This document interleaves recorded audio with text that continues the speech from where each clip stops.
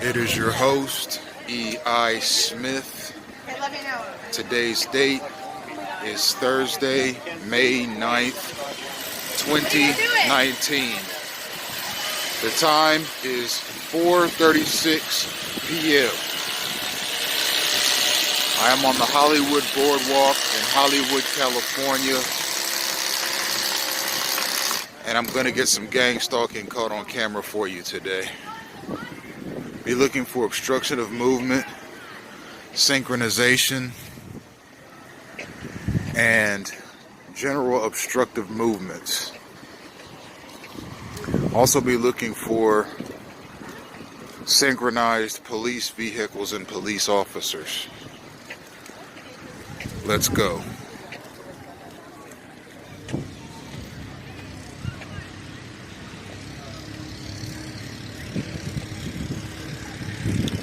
I say look for synchronized police vehicles and officers because whenever there's an influx of gang stalking activity, there are police present. Street level gang stalkers, the kind that obstruct your path, bump into you, give you all kinds of crazy looks, and are just generally obstructive and annoying.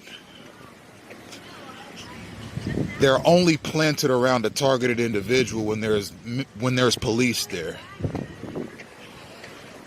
in the area, in the immediate vicinity of where all the action is.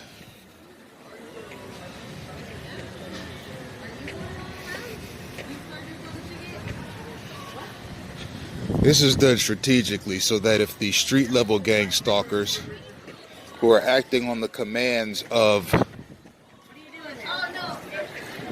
upper level gang stalkers can have some semblance of safety as they harass the targeted individual.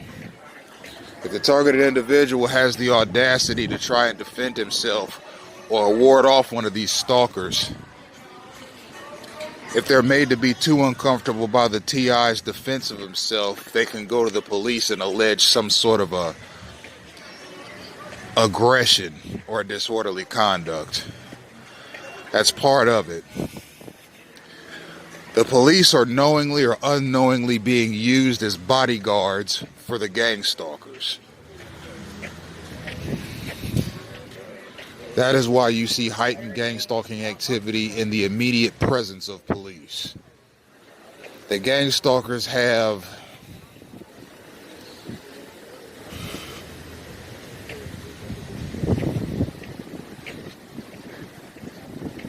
a sort of entitlement, whether they know it or not. They have a sense of entitlement. They believe that the police works for them against the other guy. And who's the other guy? The targeted individual.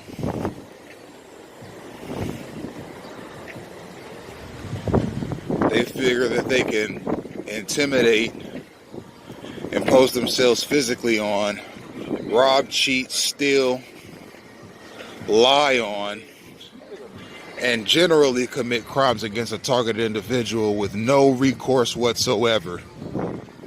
Because after all, the local police are on our side, the gang stalkers think. And that's done strategically.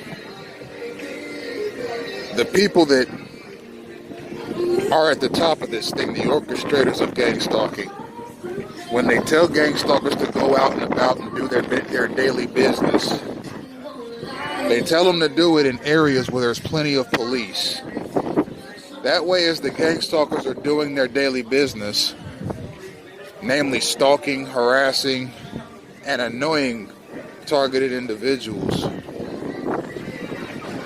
they do it in the presence of police officers, and that gives them a confidence that they wouldn't have if the police were not present. For example, if I'm an orchestrator of gang stalking activity, and I tell a gang stalker to act on a certain cue, to open a door when you see this scene,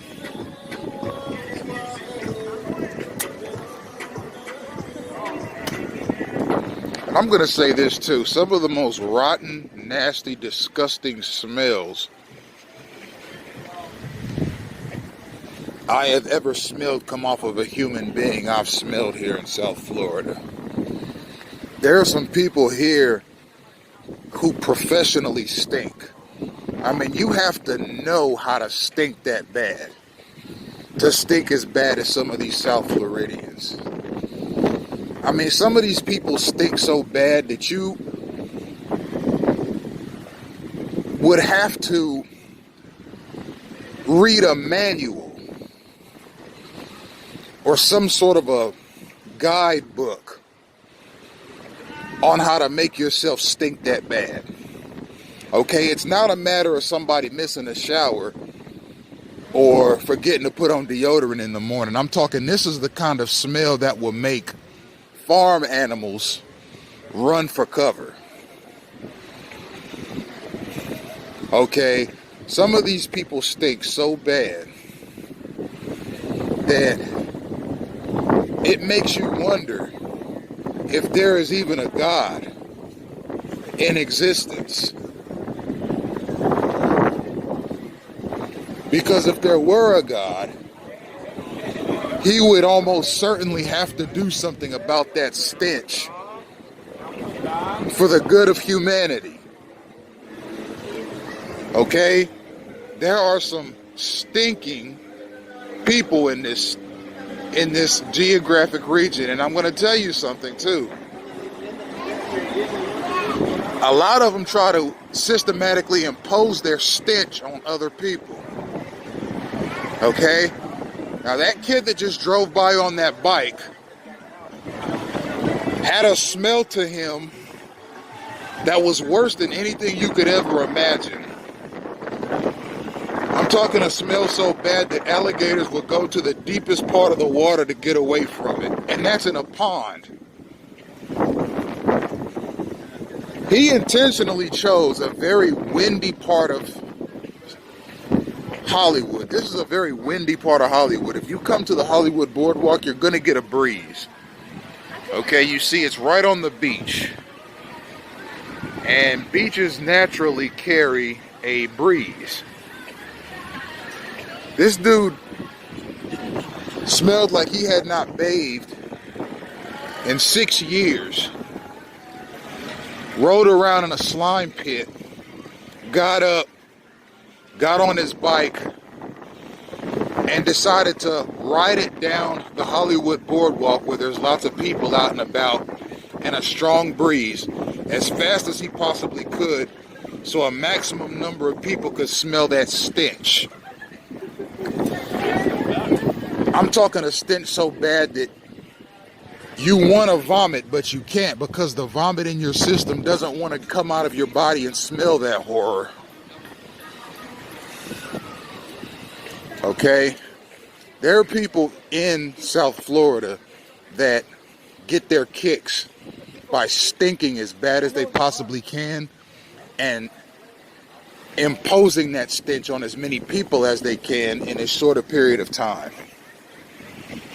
Okay? Out here on the boardwalk, in shopping malls, in grocery stores, at the library, in malls. And I'm going to tell you something else too. I have had my fair share of people just come around me smelling like hot garbage mixed with zoo animal excrement. And they just come around me and just linger around me when I'm sitting down trying to eat, or when I'm trying to use the computer at the library, or while I'm out and about doing my daily routine. They'll just come around me smelling horrifyingly bad and just linger around me. Now, that's gang stalking, and I'm going to tell you something. That is a part of the gang stalking program. It's not just obstructing your space and annoying you endlessly. Part of it is making you sick. Now, what do I mean by that? Well, I've had people at the North Dade Library next to Aventura Mall sit down next to me with something that was much worse than a stench. It was something that was unhealthy. And I've had people sit down next to me at that library and yawn, blowing breath my way. And I don't know if they were sick and the airborne particles in their yawn blew into my nostrils, creating a bacterial infection in my throat and nasal cavities. But that must have been what happened, because I was sick for the next 10 days after that. They like to plant sick people around you as well. Not just people that smell wickedly, but people who are actually sick. People that have colds. The gang stalkers at the upper echelon will send them around you, sneezing, coughing, and wheezing with the expectation that you will get sick. That's called biological warfare. That's something that's prosecuted in international criminal courts. The intentional sickening of a person. And that has happened to me on numerous occasions. Not only with sick people coming around me and blowing their sickness my way, but people breaking into my apartment and contaminating my food. Crooked, inept, ignorant, and corrupt fast food employees contaminating my food as I'm sitting in the drive-thru. Okay, I've had that happen to me a number of times, especially in the city of Dayton. I can't tell you how many times I wound up physically sick, namely from streptococcus or a nasal infection from something that I ate at a Dayton area Taco Bell, or a Dayton area Wendy's, or a Dayton area McDonald's. That is a part of gang stalking, biological warfare.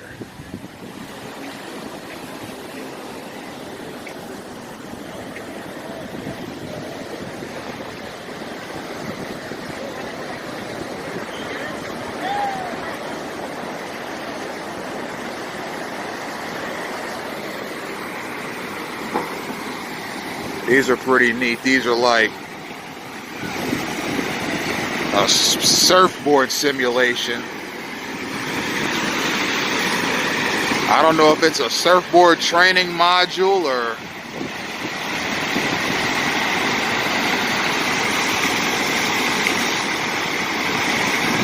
if it's just for fun.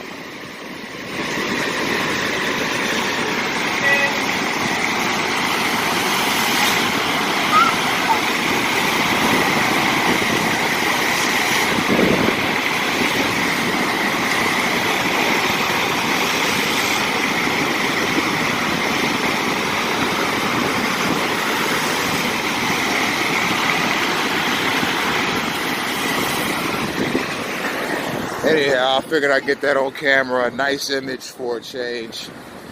Something relaxing, something refreshing. There's something about water that calms the mind and relaxes people. That's one of the reasons I moved to South Florida. I love the water. But I also love the hot weather. And you know what's funny? I've had gang stalkers and gang stalking police officers passively tell me that I didn't belong here in South Florida, that I needed to leave.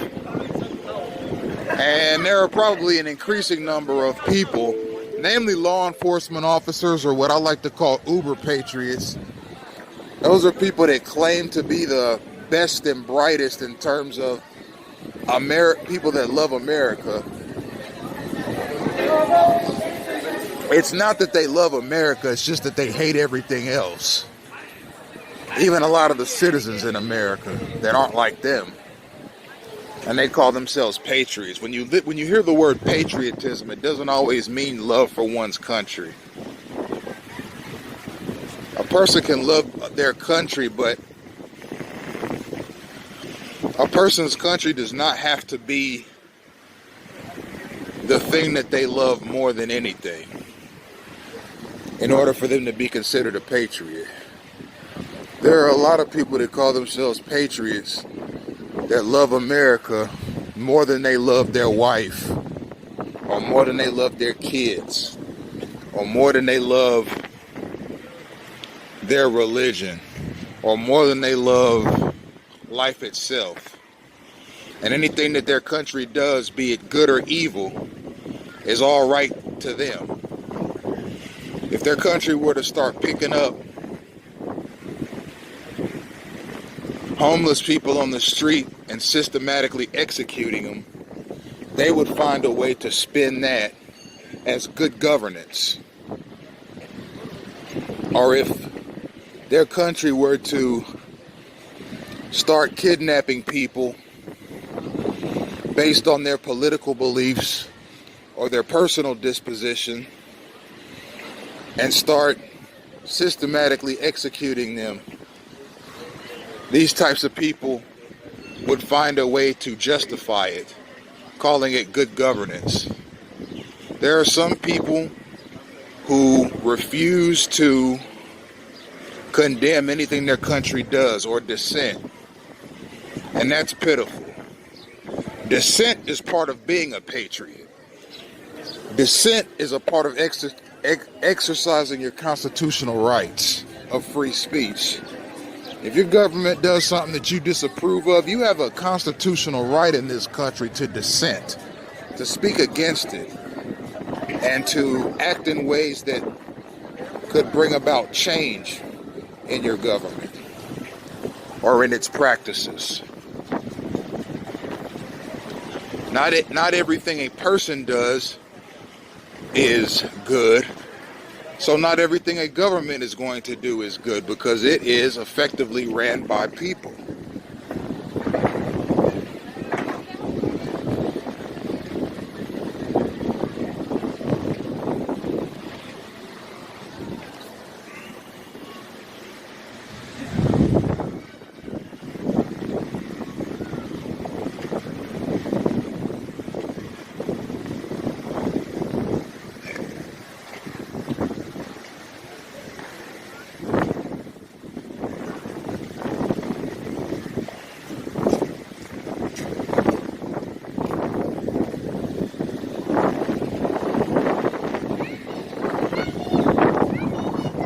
I said before, I believe that the street level harassment is church activity.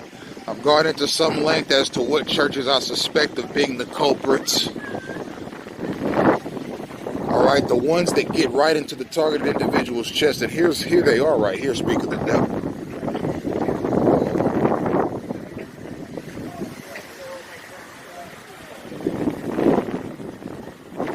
I'm going to get a better shot of the Jehovah's Witnesses.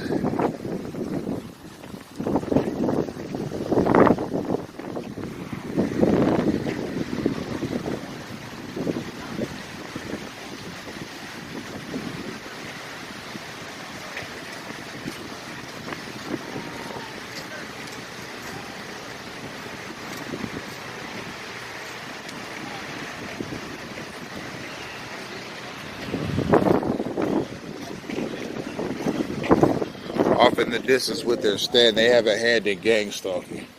Now, the street level Jehovah's Witnesses, the ones that knock on your doors and set up those stands, they're just taking orders. They're just doing what they're told.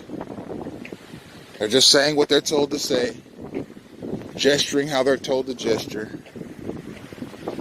or how they observe others gesturing. And they talk to the kind of potential converts that they're instructed to talk to. But there is a blueprint, a military-style, intelligence agency-style blueprint that uses the Jehovah's Witnesses and a number of other churches, either knowingly or unknowingly, in gang-stalking campaigns. And this rinky-dink street-level stuff People who smell abhorrently running up to you and coughing in your face or sneezing in your face or yawning in your face in an attempt to get you sick. Those are churches doing that. Now, there are churches at the top of the hierarchy in this country. And then there are churches at the bottom of the hierarchy in this country. The churches at the top of the hierarchy can instruct the churches at the bottom of the hierarchy to send out goons, idiots, thugs, rascals, and riffraff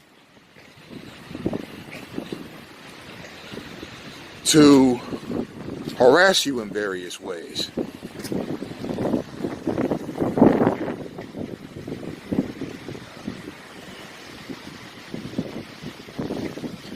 And this street level stuff, the goonish stuff, all right, people breaking into cars, people dinging up and denting up targeted individuals' cars, people breaking into their house and messing up stuff,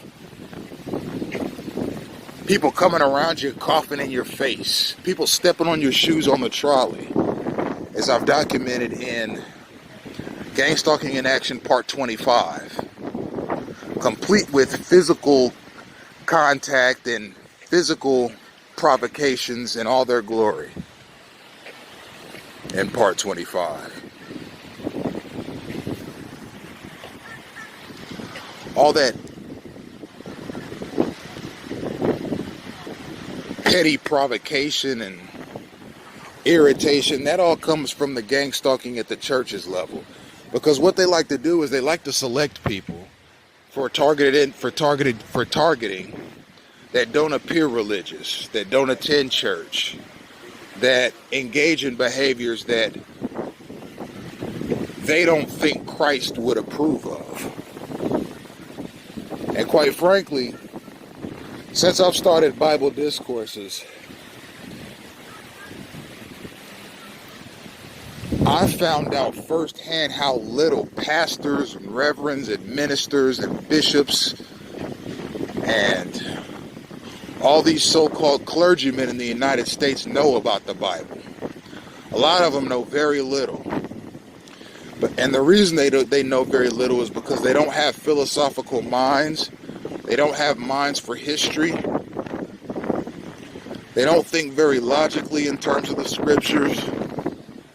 And they're lazy about reading the Bible in its entirety.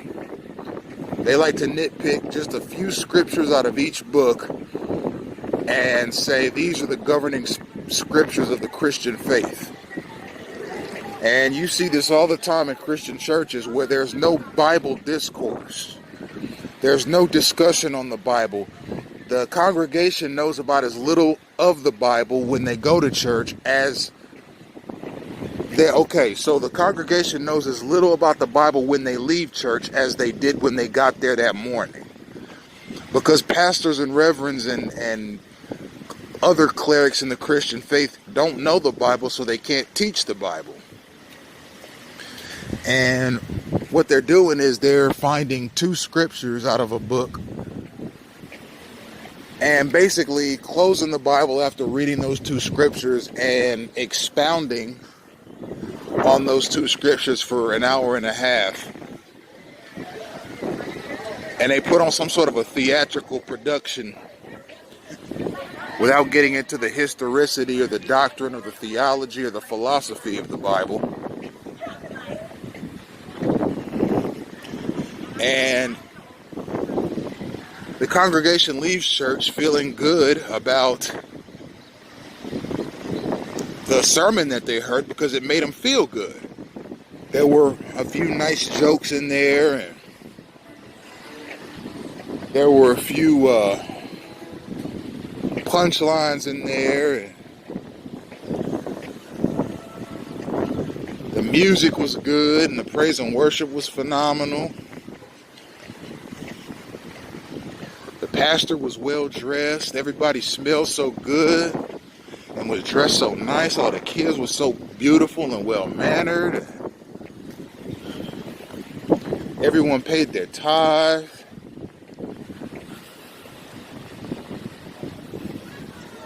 The The sermon was relatable. He took those two scriptures and tied in real life events to them.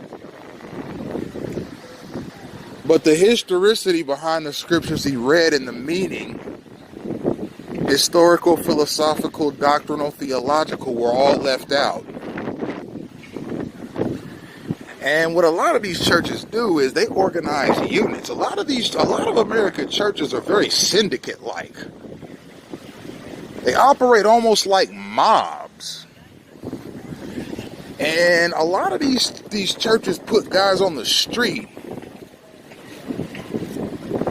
to just walk around, drive around, skip around, do cartwheels around, and get in the mix and meet who they can and hear what they can. And annoy who they can, because a lot of the people in South Florida that are annoying people in the streets are church people. Why would church people go out into the streets and annoy people, especially targeted individuals, to try to increase their membership numbers? If a targeted individual is harassed enough, what's going to happen? Well, he might go searching for God to find relief from this garbage. Then he'll go and join one of the churches that was targeting him in the first place, along with the other elements that I've mentioned that are involved in gang stalking. Now they got another tithe payer. A lot of churches in the gang stalking mechanism have people on the street that follow a blueprint on how to stage, target, harass, and annoy, and they do it for the churches, not knowing or possibly knowing that the church's goal is to harass people into their congregations. If I pester you enough, if I harass you enough, if I annoy you enough, if I show you that even the police don't care or can't care or don't have the resources to do anything about your stalking, maybe you'll come to our church and seek God.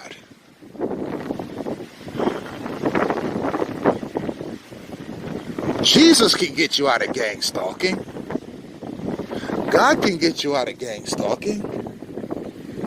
Come on over to this church, pay us 10% of your money, and we'll tell you how. That's really what it's about. As I said, there's a follow the money narrative to gang stalking. Churches will profit because see, American society is getting more secular by each passing generation. So part of gang stalking is a church effort to destroy the lives of people who aren't particularly religious so as to get them in church. It's also a way of fattening the pockets of car insurance executives because of all the car accidents it causes, gang stalking. It's also a way of fattening the pockets of the medical industry executives because of all of the disease and injury that gang stalking causes. It makes people need to go to the doctor. Just like all the car accidents it causes makes people need to call the insurance company, possibly, and get their rates raised on them. The church's role in gang stalking is the same. Let's cause catastrophe, and here's some more synchronized space crowding here. Right as I'm getting to the intersection leading to the beach, that happened.